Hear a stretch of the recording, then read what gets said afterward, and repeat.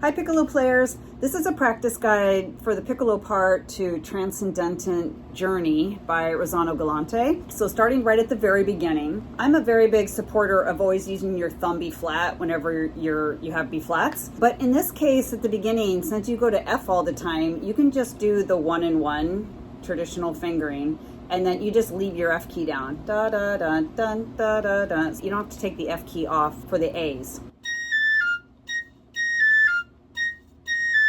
Like that. I don't know if you can see it. So you're going like that the whole way.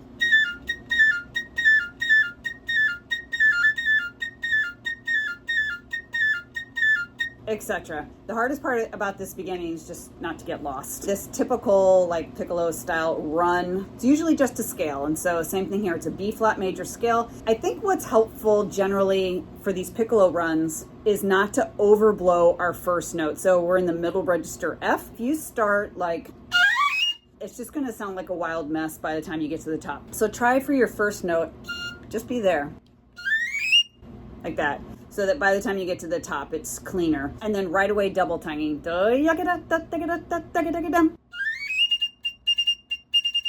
There's accents, I wouldn't worry too much about them. There's other instruments that are doing them. I mean, try to do them, but don't overdo it. And then after 15 here, definitely would have your thumb on the B flat side, going through all of this. Yeah, all 3 bars, or all 2 bars.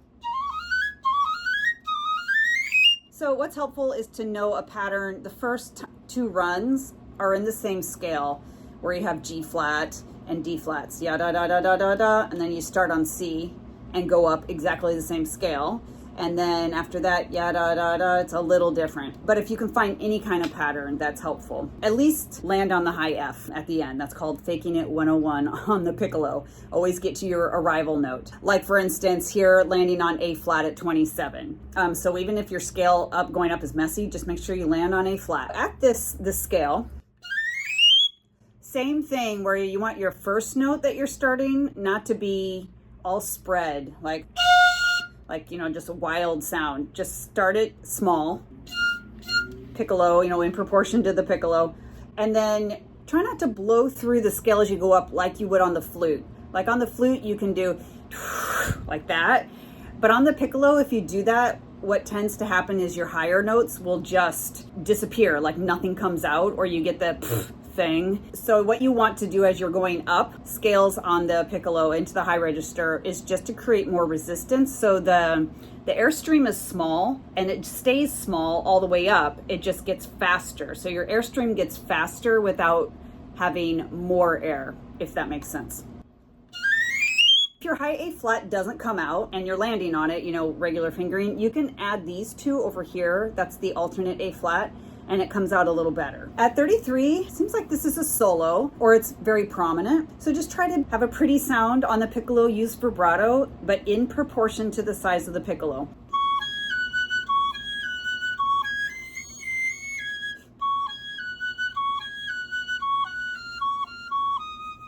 And then coming out of that, we have this nasty measure, 37.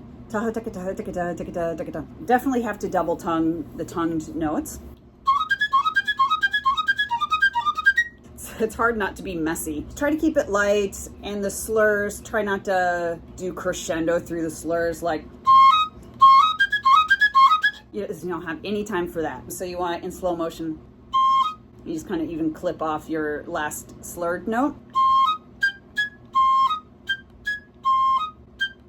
Very, very short. If you've been working on this for a while and you're just still nowhere near the tempo of 130, you can opt, unless you have to do it for like an audition or something, just adjust it so that you can stay with the group. I would do like something like that. So I'm leaving out the second note in each grouping.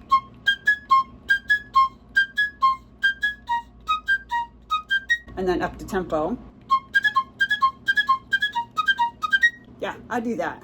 When I listen to the recording, there's a lot going on right there. You're buried anyway, so don't worry about it too much. And of course, thumb B flat to the second measure, in the second measure of that. Measure 51, same situation. Very difficult, especially if you're playing full tempo at 130 or maybe even a little faster. Super awkward. In the second measure of this, and you have to use 1-in-1 for your B flat. In measure 51, you can leave your right hand ring finger down when you get to the G flat and just leave it down there. Let's see. Yeah, if you want. So you play your first C flat, normal, and then G flat, and then ya da da da to the A flat. You can just leave this down here, and then a real A flat, and then you have to do all real fingerings. So I would practice this where you do it one set of 16th notes, or one grouping, plus the connecting note. And just try to get it faster and faster through that. Oh, the other thing about in measure 51, you have to re-articulate very fast. Ta, ta, ta, ta, ta, ta, ta, ta. So the note that you're slurring to, you need to get off of that note as fast as possible. So in slow motion.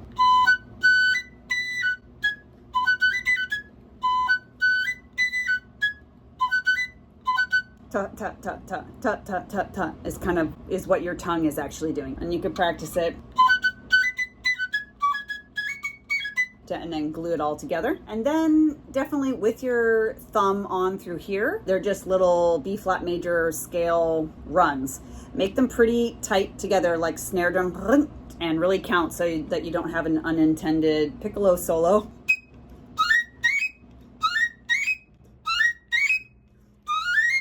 And then here, da C. Once you hit C, I think don't try to do the subito piano, mezzo piano, until after you get to the C.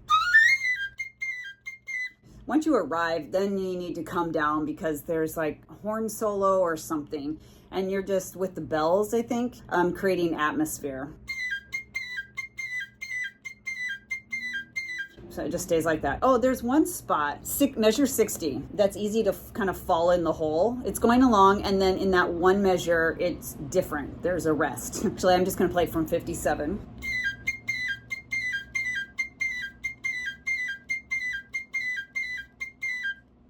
So right there's a hole. So I would just circle that. After 85, this is slower and very broad. It's super cinematic in here. Very much sounds like John Williams to me, like Jurassic Park soundtrack or something. So a lot of suspended cymbal. So anyway, with all that, we have that same kind of figure as like a suspended cymbal whenever we are going up, like here at 85.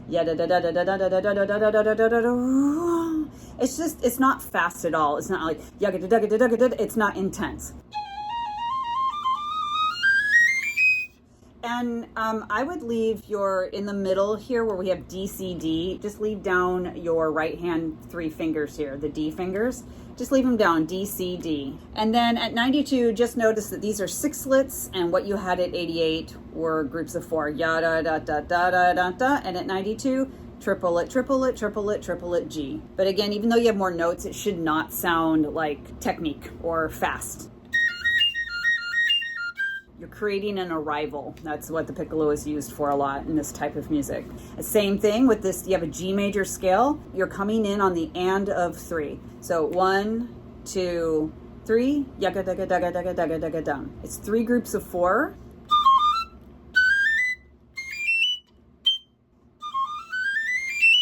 After 124, here we're fast again. You might want to put slashes on top of your notes where the beats are, just to make sure for rhythm that you get this correct.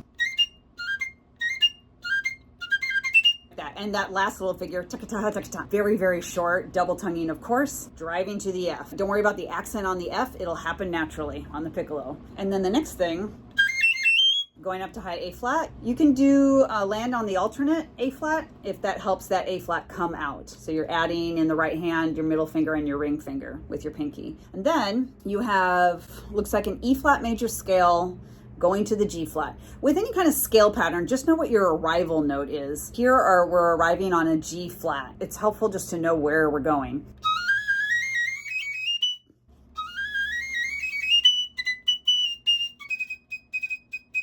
Same thing here in 137. Oh, usually on piccolo, when there's accents like that, it's very easy to overdo it. There's I can't remember who, but most of the band is doing that. Let them do the accents. We just don't want to overplay. If we start doing accents, we can easily get overly spitty, and the embouchure starts just blowing out, which means like that thing. So just keep it contained. You don't need to worry about doing accents. Certainly not like at 136 on the G flat. That's such a squirrely note. Just arrive on it and make sure it's there. When we get to 144,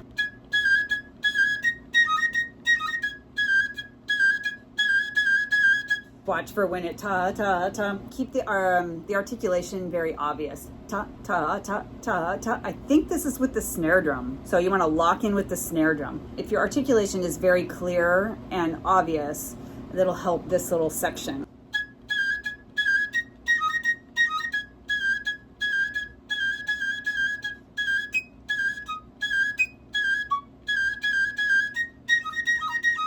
And here after 152 with the accents, I know I've been saying don't worry about accents, but here actually you do need to make an effort because you want the effect to be rest, yagada, dagada, rest, yagada, dagada. And if you don't consciously really try to get the accent on the downbeat, it'll naturally come out ba-da-dum, ba-da-dum, ba-da-dum, ba-da-dum. So we want to really try to do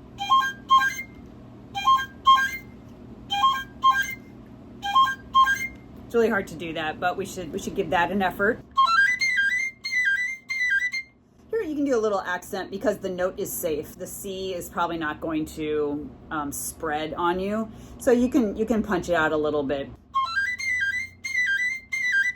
Okay, those are all the spots. Good luck practicing this piece. Let me know if you have any questions or if I skipped over something, didn't cover it, just put that in the questions in the comments. I'll be sure to get back to you.